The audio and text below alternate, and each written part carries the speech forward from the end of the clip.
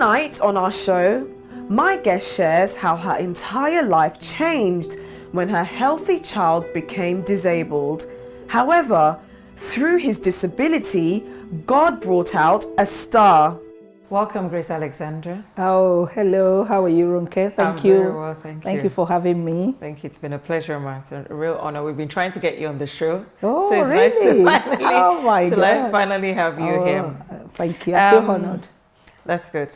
You are a social worker by profession. Yeah. Okay. And I remember you mentioned to me that you had to retrain yourself because that wasn't what you did initially. Yes. So what did you do initially, or what was your... I went to University of Ife in Nigeria, the greatest university in the whole world, Great Ife, and I studied English language and education. Okay. Yeah, but when I did not actually use that to work here. Okay. So I was working with Harrogate Council. I did some odd jobs as well.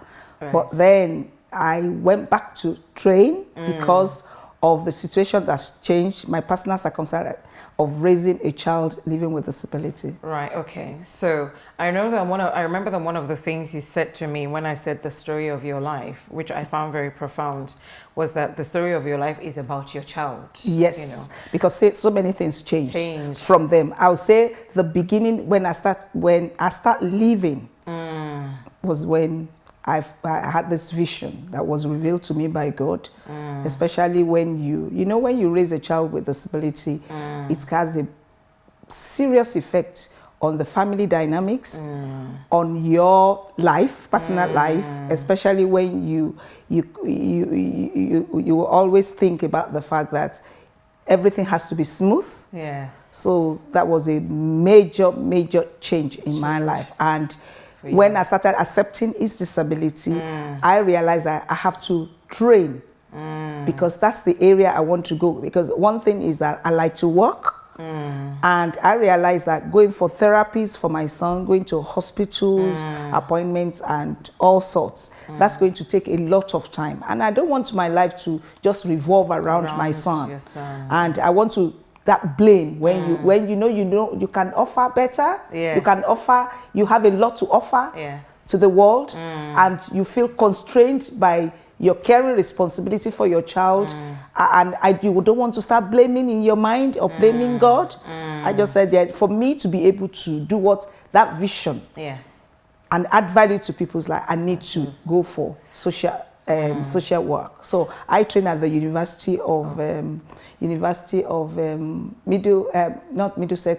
Metropolitan University.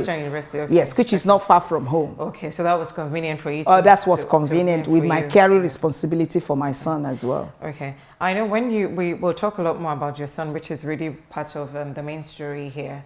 But when you had your son did not have any disabilities when you had him, is that correct? Yes, he was normal, but I had him by CS. Okay. I normally have my children by CS. Okay. And it was quite... okay, and he has other siblings? Yes, he had other siblings, yes, and they are fantastic. Right. When you have experienced having a child that are not living with disability, and my son wasn't born with disability, and when he was 5, he started having seizure, but not something really profound on his development. And when the doctor has to tell you that your child is disabled, giving drugs because of the seizure was about 21, 28 a day. Right. And obviously from that age. Yeah, 7.5. 7.5. So it was fine up until what age? He was fine until 7.5 years old. So you had experience with him, the normal running around. He was going to normal school. Was talking like a normal, and then he started having seizures. Yes. And he would have up to about 21 seizures a day. It was so sudden. And you can't imagine the shock. And as a mother, and you're a mother, you'll be desperate. Yes. Looking for... And what was the reason that the doctors... They couldn't, because we did all tests. Nothing was found. Nothing was found. I think, I over time now, I've been educated. I realize that our brains as human beings are wired differently. Yeah. And you think that was why something might... Yes, something might have been, because it's like electricity. So it's like when there is a kind of surge of electricity. So that's how epilepsy is. Okay. So then they now moved from seizures to. But having 21, like one doctor was telling me that one seizure is as if you are running the whole house from morning till morning. So imagine him having 21 to 28.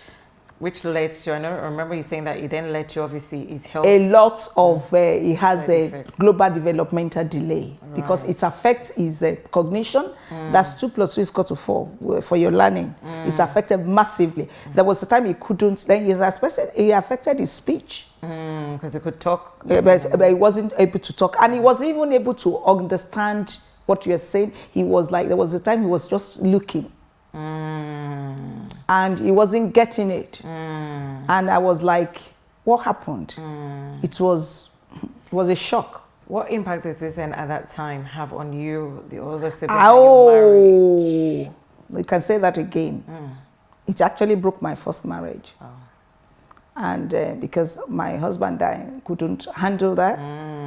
And coming back from Nigeria, where we've all internalized disability, and where there's a lot of myths and taboo, they regard this as a taboo. And sometimes some Christians will say it's your sin. And so it's like you want to, I was keeping quiet about it, but I was struggling. Struggling inside. Inside. Yeah. I was dying inside. I was dying inside. You described it a word for me. You said it was like you were in a hole, a dark hole. So many dark holes, not just one hole. Because the problem, the challenge was over the period of 10 years. Right. It was a dark hole. And how did you then manage during that dark hole? What held you together? My faith. I would say my faith. I was holding on to God. I was really holding on, and I thought God was even slipping out of my hand. So even when I'm reading, I was reading Bible at that time. I was seeing Lord behind shepherd. I was seeing shepherd behind Lord. I wasn't reading it because I couldn't even see what I was reading. But I was calling him because that was my only hope. Okay. And still my hope. And then I'm just thinking, so you've come from, Nigeria, you've come to this country. I was just 3 years. Exactly. And in Nigeria. We all know and when you want to get your papers as well. You want to settle down. You want to settle down. Start a new life. And you know your life. I mean, you knew what the life you were living at that time. Before. And it was like, shock. I mean, going back now, it's only God that has helped me through. His grace. That reflects my name. Amazing grace. Amazing grace. That's true. I was just thinking of, I'm trying to paint a picture here in terms of the kind of scenario you found yourself in a new country, trying to, fairly new, trying to get yourself settled in, trying to understand the system, trying to, and I know from the little I've known about you, you're a go-getter, very active, you want things done. I was stagnant and stuck. And that was very frustrating. That, you couldn't be what you actually you were dreaming about being, you understand. So sometimes in life, the unexpected will come at any time. But you just have to figure it out how you're going to live with the unexpected. So how have you lived with your unexpected? So in terms of work, in terms of how you care for him, what kind of support, how have you been able to manage? Yeah, it's a process. Don't forget that a child that was born without disability, I was in a state of shock. It's a form of, I would say it's a kind of loss. Yes, a kind of bereavement. Shock. Denial. There was one time I stopped the medication and the doctor said, and the nurse, because I told them, and he was having more. I told them, I said, you know what, he wasn't born. I was arguing with them, but he wasn't. They said, if I ever do that, they will call the police and the social worker. And that's brought a kind of reality. Because that means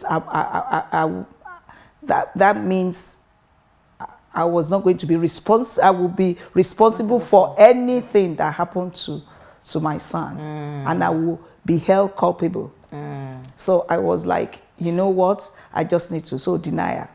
So I know that one of the things you said in your, when we're at that stage where we're just so desperate as a mother, because you want to care, you want to look for, a way out. A way out, some resolution towards what's happening with your child.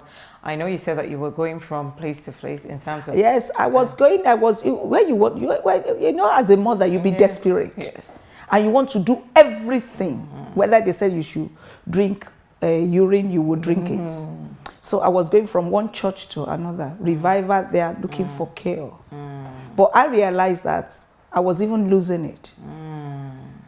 I realized that I was losing it. And at that time, I would get so tired. I lost weight. I was using different coping mechanism. I love clothes, you know that. I was buying different sizes, using pin, not realizing that was a kind of OCD I was buying. Then I lost confidence. I'm a very confident person. Yeah. I lost confidence. I thought I don't even know anything. I lost my own real identity. And a lot of things that are mentally, I went through a kind of depression. I knew something was wrong with me. But the hardest part of this is that because you don't want to be labeled, you kept quiet. I wasn't seeking help. I don't know who to talk to. And I was alone with the son. They have having to deal with it. Dealt with that. I was going to church, but I kept a face of everything was all right. Yes. And it wasn't all right. So people shouldn't judge people by the way they look. Some people are dying inside. And I was really dying inside. Whether we're in church or whether we're not in yes. church, it does not mean that people are not still trying to seek. Yes, I was dying inside. We're going to go on a quick break now. Okay. You're going to come back and share, what's changed since then and how God has helped you. Amazing. To accept what it is. Yes, amazing. God has been good. Excellent. God has been good. Thank you. Yeah. Please don't go away. We'll be right back with you.